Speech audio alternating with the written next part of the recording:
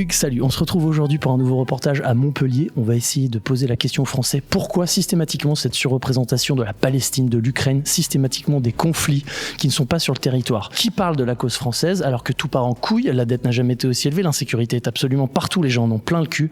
J'aimerais bien savoir pourquoi les Français restent encore dans le silence. On va à leur rencontre, on va voir quel jus on arrive à en tirer. C'est parti.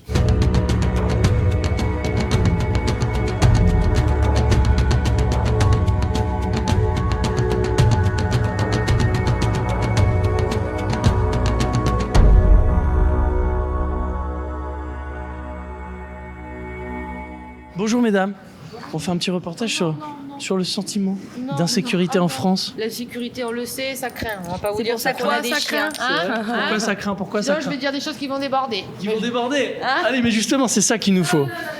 Pourquoi le silence, madame? Systématique. Parce qu'il y en a marre de l'immigration. Moi, je suis petite fille de réfugiés politiques. Ah bah merci madame. Ça commence bien. Et est-ce que tu as une minute à nous consacrer? Je suis désolée, je travaille. Tu vas où? Je vais chercher des œufs. T'es hôtesse de l'air? Ah non, je suis en restauration. Tu veux pas juste répondre à une question? Une question. Ouais, on trouve qu'il y a beaucoup trop d'arabes en France. Qu'est-ce que t'en penses? C'est horrible comme question. Ouais.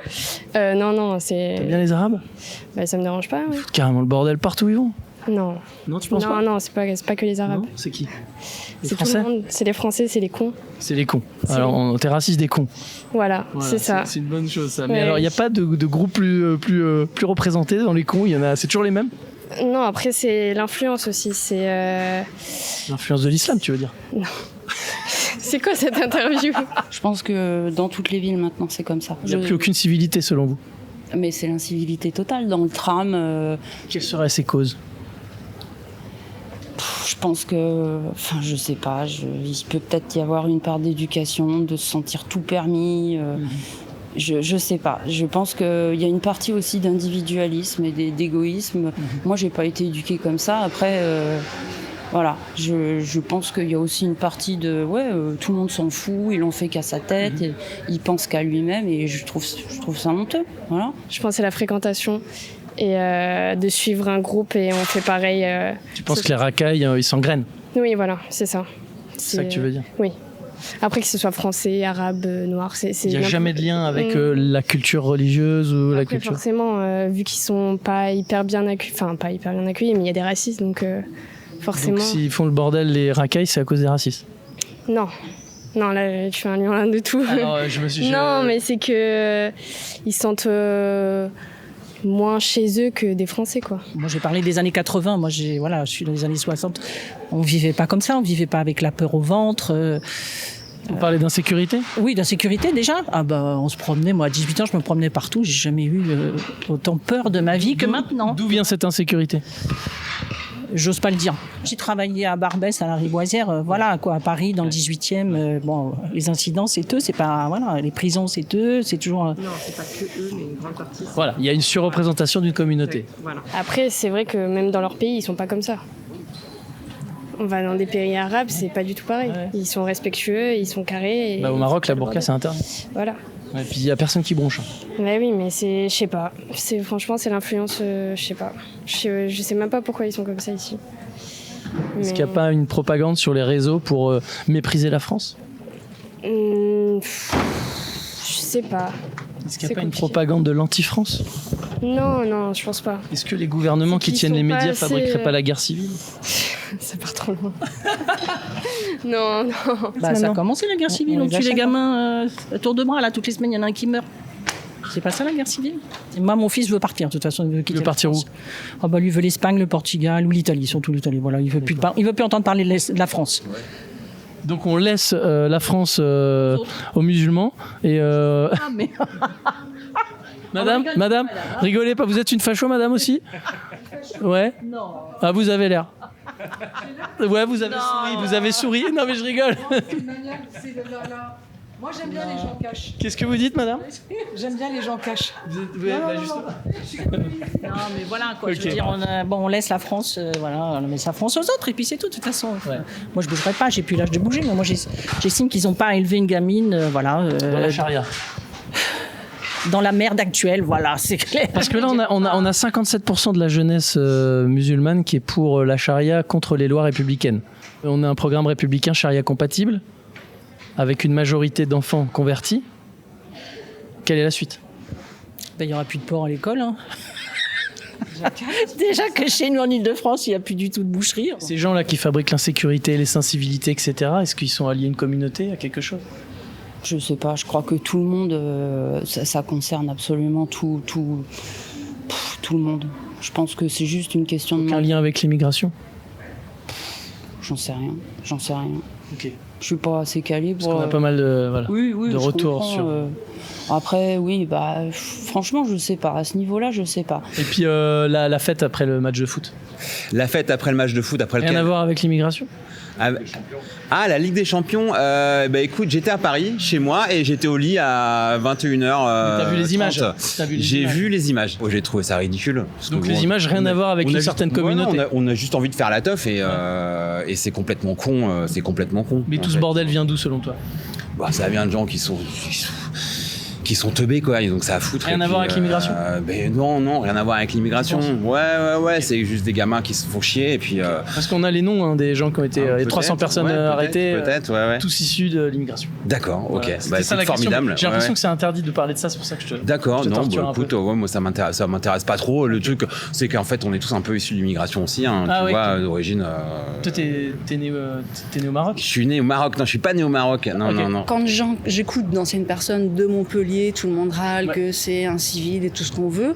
Bon, moi personnellement, je sors à Plan-Cabane promener mon chien à 2h du matin et j'ai jamais eu de problématique. Il y a eu une fois où j'en ai vu un, je pense que ça devait être un règlement de compte deal où ils se sont un peu mis sur la tronche sur le trottoir d'en face. Et là, pouf, à ma grande surprise, il y en a plein qui sont venus pour... ils sont parlés en arabe donc j'ai rien compris pour... Attention madame, vous êtes en train de glisser. C'était des arabes donc je peux pas dire autre chose. Voilà, le mot est lâché. Bon les gars, là, c'est à partir de là, c'est censuré. Au conditionnel, on va commencer à parler au conditionnel. Je sais jamais si vous me dire arabe ou maghrébin. Je ne me souviens plus, peut-être qu'il s'agissait éventuellement de personnes issues de l'immigration extra-européenne. Voilà, ça passe. Voilà, ça fait trop long. Je déconne. Dès que je parle de ça, ça y est, j'ai glissé. Et je deviens un énorme fasciste. Oui, moi j'ai déjà été une complotiste au moment du Covid. Voilà, nous on a été très anti-vax à l'époque. Ouais. Et puis aujourd'hui, on a les chiffres, on sait. Mais en fait, ça change rien. On est quand même des fachos. Okay, oui, micro-sauvage. Ouais. Et donc, c'est quoi ? Vous êtes aussi sur YouTube ? Nous, on est sur YouTube. On n'a pas beaucoup d'abonnés. On a 2000 abonnés. Mais abonnez-vous, les gars. Faut s'abonner, bordel. So what's happening? Tell me.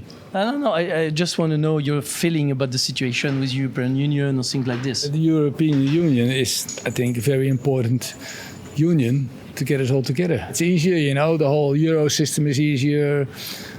Traveling in Europe is easier. Well, the borders are open. That has benefits, but also have negative effects. So we get people in the country we're not so happy about. But you're still okay with European Union? Yeah, what's the alternative? France stepping out like the Frexit? Like, are the English happy now? But we know that it's impossible to change European Union because they described it on the text. Yeah, okay. On the lay. So what can we do? Get out or stay in like this?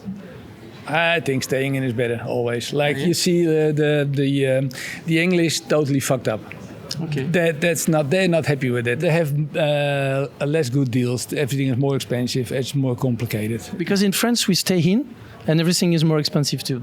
Yeah, but same thing. In the Netherlands, everything is more expensive too. That's inflation. So does it change nothing? Maybe the Brexit. If it's the same trouble in France than in England. My biggest fear is that the Islamitic people create a political party, get a big vote, get a big part of the Senate, and then you have to deal with it seriously. And we know that they don't come for work. No, they don't come for work. No, like if you get a house here, that's fine. So we got to stop that. Like the people that in second generation still speak the language of the country they stay. Go.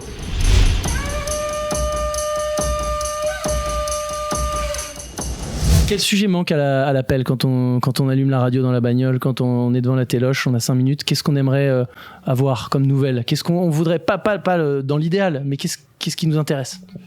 C'est pas après, ce qui nous intéresse, eux, ils choisissent des sujets. De toute façon, les médias, ils se copient les uns les autres. Il y en a un qui part et après, tous les autres disent la même chose et puis se traitent du même sujet. Quoi. Vous n'avez pas du tout foi en les médias ? Non, pas trop, non. Pas trop. Mais c'est vrai qu'aujourd'hui, les médias, de toute façon, la source d'information, elle est plus forcément sur ces médias mainstream, on dit. Ouais. Voilà. Donc elle est aussi effectivement sur peut-être des chaînes comme la vôtre. Les journalistes citoyens font très peu de vues comparé au mainstream encore aujourd'hui. C'est normal, hein. Ouais, c'est sûr, ils n'ont pas les mêmes moyens. Hein. C'est sûr que Bolloré a sûrement un peu plus d'argent que vous. Ouais, voilà. sans doute. Pour promouvoir. J'ai pas sa bagnole. Ouais. Je fais pas confiance aux gros médias, c'est que j'ai décidé de m'en foutre un petit peu. Je vais juste à l'information de base.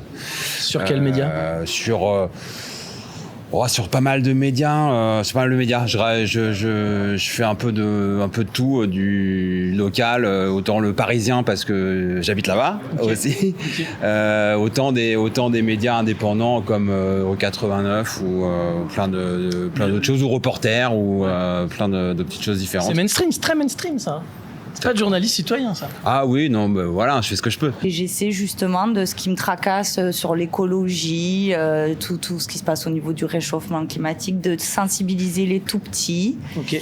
Et d'être là aussi pour ceux qui ne vont pas bien, parce que même en France, il y a des enfants qui ne vont pas bien du tout. Ouais. Il faudrait un peu plus d'intérêt pour les personnes et moins privatiser les crèches et les EHPAD, donner un peu plus de moyens à l'éducation.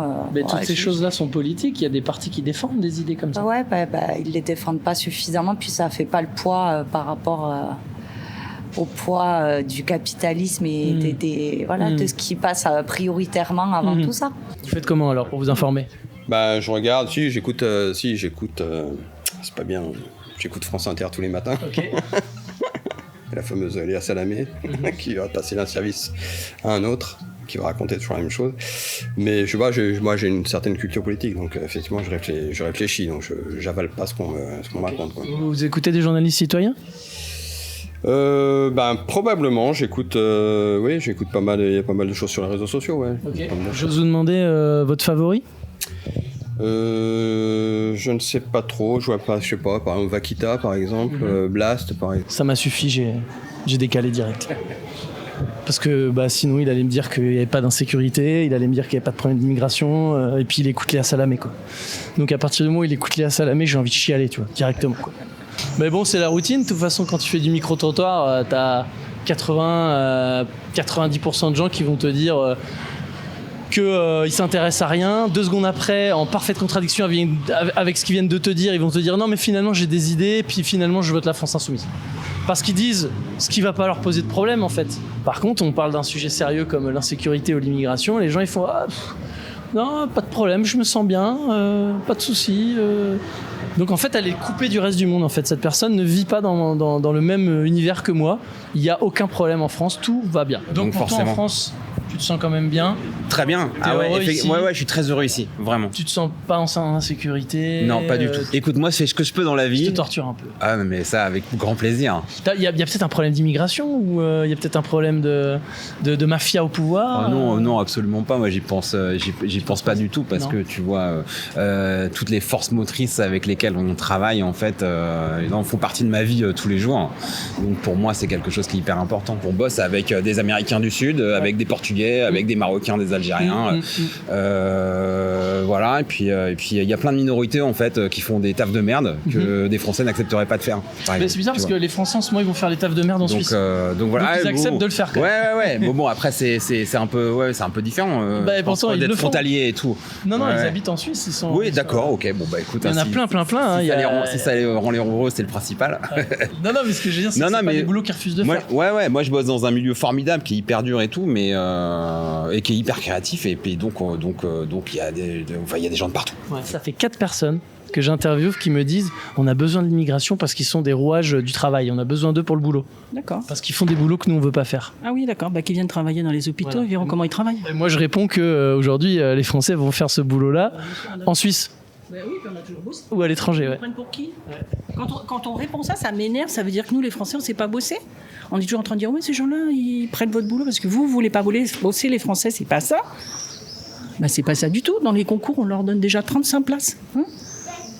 Ouais. Dans tous les concours d'administration, il y a des places réservées pour ces gens-là. Ah ouais. Ok, voilà. Je suis bien placée pour le savoir. Je travaille avec le CADA de Montpellier où je fais l'accueil d'enfants de personnes en parcours migratoire. Donc, et alors, qu'est-ce que tu as à dire là-dessus? Quand je vois qu'on interdit des personnes de venir sur des sols qui normalement sont des terres d'asile, ça m'afflige, voilà. Ok. Mais je n'ai rien contre l'immigration. D'accord. Voilà. Bien au contraire. Donc il n'y a aucun problème d'immigration en France? Non. Zéro. Non. Ok. Non. Et si toi t'en as un, on va pas être d'accord. Moi j'ai un problème avec l'insécurité grandissante en France et on sait qu'elle est surreprésentée par une communauté, donc ça c'est la vérité, c'est pas moi qui décide en fait. Ouais. Bon non, on va arrêter la discussion tout de suite. Ouais. Des statistiques c'est de la merde alors, tout est faux. Tu vois ce que je veux dire? Non, ton discours, c'est réducteur. Et si je prends une statistique... Non, mais franchement, tu sais quoi, j'ai pas envie de parler de ça du tout. Chacun a le droit d'avoir son opinion, on le partage pas et j'ai pas la force de débattre. Ok, je te remercie beaucoup, je t'embête pas plus longtemps. Mais avec plaisir. Bonne journée. Mais j'ai plein d'amis, même la famille, qui font le choix de rien dire pour pas paraître déjà facho, ne pas connaître, pour ne pas comprendre. Faut ne pas connaître, parce qu'en fait, il faut connaître. Moi, j'ai vécu... Je vous dis, j'ai travaillé en tant qu'aide-soignante à l'hôpital Lariboisière, dans le 19e, enfin dans le 20e, je suis au 18e, vous voyez un peu. C'était les rixes du 19e et on recevait des bagarres, des armes à feu, c'était tous les jours, quoi. Ouais. C'était toujours les mêmes, hein. Je suis désolée de dire ça. Et puis nous, on s'est fait agresser. À l'époque, on n'en parlait pas, hein. Alors maintenant, on agresse les instituts, alors tout le monde en parle, bien évidemment, mais le personnel hospitalier, on l'a ignoré pendant 20 ans, hein. Et Dieu sait qu'on s'est fait agresser, mais sauvagement. Alors, moi, on m'a menacé de me démembrer quand même. Hein, on vient de parler à une responsable de crèche qui vient de nous dire qu'elle n'avait aucun problème avec l'immigration. Je viens de lui dire, attendez, vous avez vu les images? Appelez-la moi, elle travaille dans quel secteur? Non mais c'est faux qu'ils arrêtent les gens.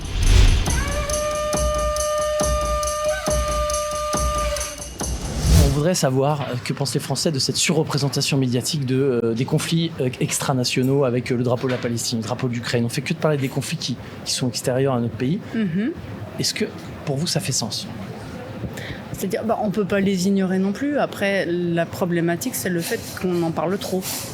Pourquoi on en parle trop? Pour essayer de cacher l'incompétence chez nous, au niveau du gouvernement. Et pour faire diversion. Voilà, tout à fait. Moi, j'aurais tendance à partir sur ça. Option 2... J'en sais rien. Option 2, je ne sais pas. Non, j'ai pas d'option 2. Je vois beaucoup de publications sur les réseaux et tout, mais j'en entends pas énormément parler parce que je suis pas les informations. Trop, toi? Non, je travaille pas trop, mais j'avoue que j'allume pas forcément la télé ou la radio, quoi. Ok. Je suis pas trop. Et la situation en France? Tu te sens plus concerné? Situation en France, oui. Enfin, j'avoue que je pense qu'on occulte beaucoup. Pourquoi? Peut-être pour pas y penser. Pour pas y penser? Ouais. Parce qu'on n'a pas envie de... Parce que si tu y penses, qu'est-ce qui se passe? C'est angoissant, je pense. Mm-hmm. C'est un peu... Comment on dit, les climats? C'est anxiogène. C'est anxiogène? Ouais. Je suis très, très inquiète de l'évolution des choses. Hein. Pourquoi? Parce que je pense que là, le conflit, il n'est pas déterminé comme mondial, mais il est en train de devenir mondial, de mon point de vue. D'une manière ou d'une autre, on ne peut pas dire ça reste aux frontières, nous, on n'est pas concernés. C'est impossible de dire ça.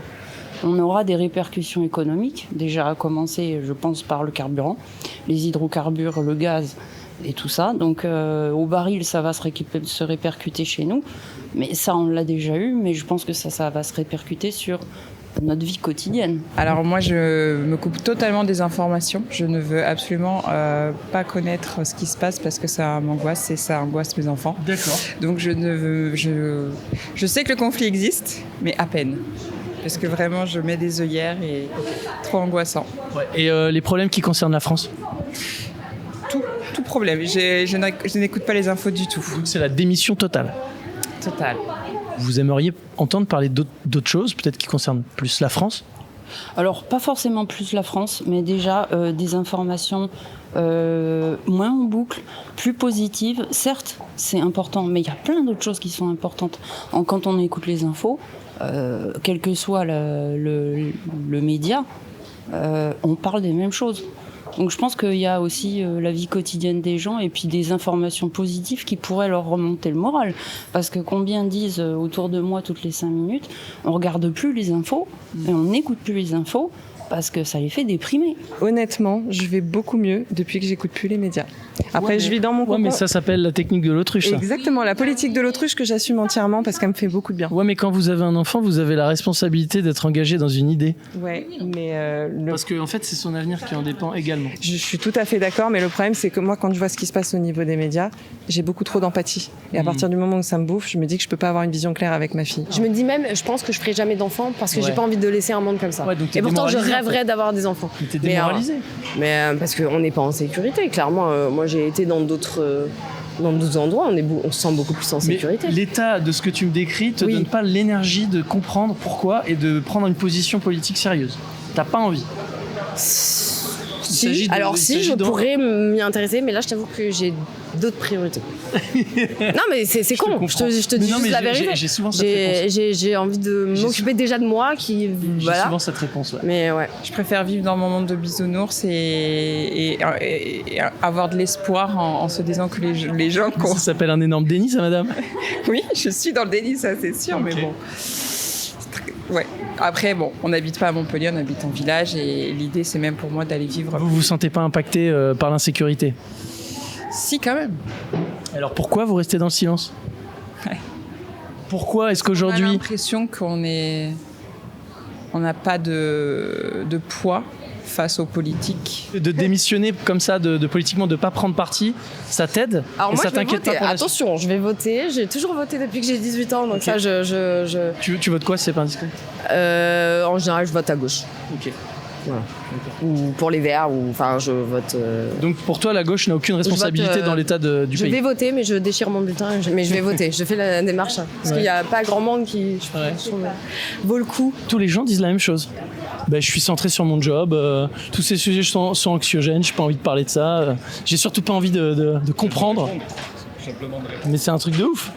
J'ai même pas envie de prendre position. C'est-à-dire que je suis capable de dire qu'il y a un problème, je suis capable de dire ça me va pas, je me sens pas en sécurité, ça m'angoisse, mais j'ai pas envie de comprendre. Je ferai pas l'effort alors que je suis en train de remettre en question si je vais faire une famille ou non, tu vois. Donc en fait, voilà. Pourquoi toujours nuancer? Pourquoi toujours... La dame qui passe, elle dit j'aime parler cash. Vous dites moi je fais plus attention. Et vous dites je fais attention à ce que je dis. Mais la nuance, elle est comme le silence. Ouais, mais je suis obligée de l'avoir. Après, c'est aussi une déformation professionnelle. Hein. Quand on travaille avec des grosses équipes, on nous demande d'être nuancés. Et forcément, ça a un impact sur le perso. Et de toute façon, ça change quoi d'être cash? Je regarde tous les gens qui sont cash, ça leur amène quoi? Des problèmes. Voilà. Ouais, mais ils sont en vérité, ils sont avec une idée, ils sont solides, ils sont ancrés. Et le jour où il va falloir dire, ils seront là pour dire. Parce que c'est le silence qui nous a ramenés jusqu'ici. Moi, je vois bien les gens, quand j'arrive vers eux, ce qu'ils disent, ce qu'ils osent dire. Et quand je pars, c'est plus du tout la même histoire. Ah ouais. Parce que j'assume complètement, moi, j'en ai rien à foutre qu'on me déteste. Donc l'autre en face, il se sent plus seul, donc j'ai fait un pas vers lui, il fait un pas vers moi. Ouais, et en fait, c'est ça, je pense, qui nous a manqué pendant les 30 dernières années. Tout à fait. Quand on a dit l'Union européenne, c'est un régime communiste, aujourd'hui on le sait, on voit les impôts, on voit les taxes, on voit les charges, on voit la qualité de vie. C'est centralisé. Ouais. Et tant que le problème tape pas à la porte des gens, je pense que les gens se rendent pas compte. Ouais. C'est aussi ça.